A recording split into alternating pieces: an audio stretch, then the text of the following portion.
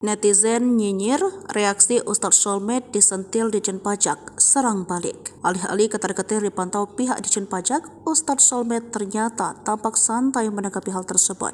Melalui Instagram, pemilik nama Soleh Mahfud Munawir tersebut justru patuh membayar pajak. Dalam unggahannya, Ustadz Solmed menyertakan tangkapan layar pemberitaan salah satu media online yang menuliskan kedatangannya ke KPP Pratama Jakarta Kebonjeruk 2 untuk membayar pajak pada Juli 2022. Pajak Pembantu Pembangunan Bangsa dan Kesejahteraan Rakyat, tulis Ustadz Solmed dalam unggahannya pada Minggu 28 Januari 2024. Suami Abdul Jasmin ini mengklaim dirinya selalu taat membayar pajak. Di sisi lain, ia juga menyentil netizen yang nyinyir akan kekayaannya. Warganet yang nyinyir itu ditudingnya tak pernah bayar pajak. Insya Allah saya taat bayar zakat dan pajak Pak, lanjut Ustadz Solmed sambil menari akun Ditjen Pajak KRI. Sebelumnya, akun Ditjen Pajak ikut menyoroti akun TikTok milik Abdul Jasmin, istri Ustadz Solmed. Akun Ditjen Pajak itu bahkan belak-belakan menyinggung harta kekayaan Ustadz Solmed dan Abdul Jasmin. Memantau orang kaya, tulis Ditjen Pajak dalam komentarnya.